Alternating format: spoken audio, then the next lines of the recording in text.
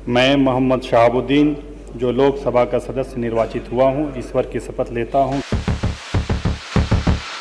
ये कहानी है उस दौर की जब लोकतंत्र की गलियों में खौफ का एक दूसरा नाम था, मोहम्मद शहाबुद्दीन।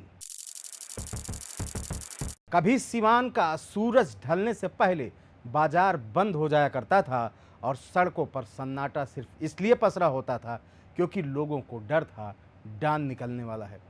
ये कहानी है मोहम्मद शहाबुद्दीन की, एक ऐसे शख्स की जिसने राजनीति को अपराध में और अपराध को राजनीति में घोल दिया और लोकतंत्र के सबसे बड़े मंदिर संसद को अपने खून से सने कदमों से रौंद डाला। नमस्कार, मैं हूं विवेक, आप देख रहे हैं अनादि टीवी बिहार। एक आम युवक से सिवान के सुल्तान बनने तक की कहानी है ये।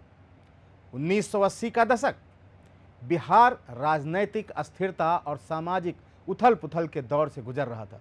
सिवान जैसे जिले में शासन नाम की कोई चीज कागजों तक सिमटी थी। यहीं से उभरता है एक नाम, मोहम्मद शहाबुद्दीन, एक पढ़ा लिखा नौजवान जिसने राजनीति की शुरुआत छात्र संघ से की, मगर उसकी असली ताकत थी उसका खौफ। लोग कहते थे सिवान में सूरज ढलने के बाद सिर्फ दो ही चीजें चलती थीं, बंदूक और शहाबुद्दीन का हुक्म।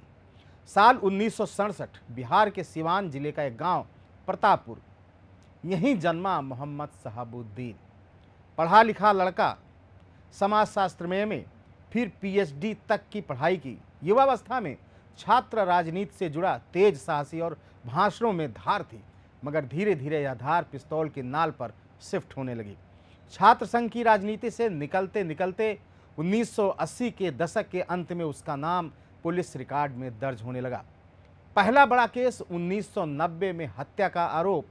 1990 में शहाबुद्दीन जनता दल से विधायक बना और फिर 1996 से 2004 तक 4 बार सांसद बना, राष्ट्रीय जनता दल आरजेडी से। लेकिन सियासत सिर्फ कुर्सी तक सीमित नहीं थी। सिवान में उसके इशारे पर हत्या, फिरौती, रंगदारी, अगवा, पुलिस से भिड़ंत ये आम बात थी। कहा जाता है कि शहाबुद्दीन की अदालत सिवान में चलती थी और सजा गोली से मिलती थी। अफसर हो या विरोधी नेता, कोई भी उसकी मर्जी के खिलाफ बोल नहीं सकता था। पत्रकार राजीव रंजन की 2003 में हत्या हो या चंद्रशेखर ओझा और फिर दो सगे भाइयों सतीश और गिरीश रोशन को तेजाब से जला देना, इन सब में शहाबुद्दीन का नाम खुल्लम खुल्ला लिया गया। जब उन दोनों के जले हुए शव मिले तो पूरा बिहार कांप गया, मगर सिवान चुप रहा क्योंकि वहां सिर्फ एक आवाज गूंजती थी, साहेब की, साहेब का हुक्म। सिवान में कोई पुलिस थाने नहीं जाता था, लोग शहाबुद्दीन के दरबार में जाते थे और फैसला वहीं होता था। आरजेडी में उन्हें माया नगरी का डॉन नहीं, राजनीति का रॉबिन हुड बताया गया। वह लालू यादव का चहेता भी कहा जाता है। लालू यादव के लिए शहाबुद्दीन एक मददगार था, भीड़ जुटाने वाला, विरोधियों को दबाने वाला और पार्टी के लिए जरूरी ताकत देने वाला। कभी लालू के मंच पर वो वीआईपी चेयर पर बैठा दिखता तो कभी अपराध की किसी नई वारदात में आरोपी बनता। शहाबुद्दीन के समर्थक उसे गरीबों का मसीहा, मुस्लिमों का नेता, युवा क्रांतिकारी कहते थे, मगर विरोधियों के लिए तो वो एक खूनी डॉन था जिसने लोकतंत्र के नाम पर खून की सत्ता कायम की। एक ओर वो शादियों में गरीब बच्चियों को जोड़े भेजता था तो दूसरी ओर जिद पर जिंदगियां निगल जाता था। कभी वो लालू यादव के मंच का वीआईपी चेहरा था और कभी सुप्रीम कोर्ट के कटघरे का अपराधी।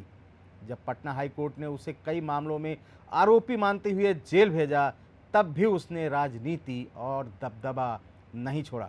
सिवान जेल उसके लिए जेल नहीं थी, वो वहां से फोन के जरिए पंचायतों की सियासतों, ठेकों और ट्रांसफर पोस्टिंग तक का मामला तय करता था। सिवान की हर गली कहती थी जेल गया है, खत्म नहीं हुआ है। मगर वक्त ने करवट ली। नीतीश कुमार की सरकार और सुशील मोदी की सीबीआई की पहल ने मामले को फिर से खोल दिया।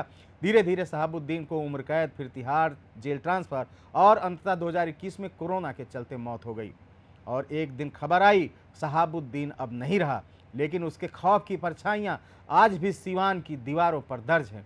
उसकी मौत के बाद सिवान में किसी ने खुशी नहीं मनाई और ना ही किसी ने मातम।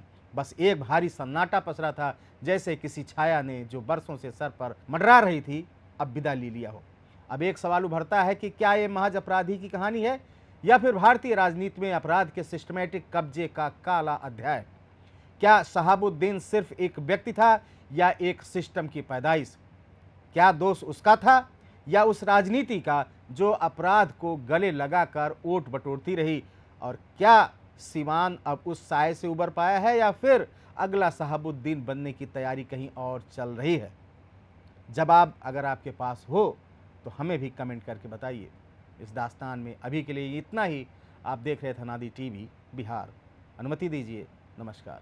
अगर आप इस वीडियो को YouTube पर देख रहे हैं तो चैनल को सब्सक्राइब करें और बेल आइकन दबाना ना भूलें। अगर Facebook पर देख रहे हैं तो चैनल को लाइक करें।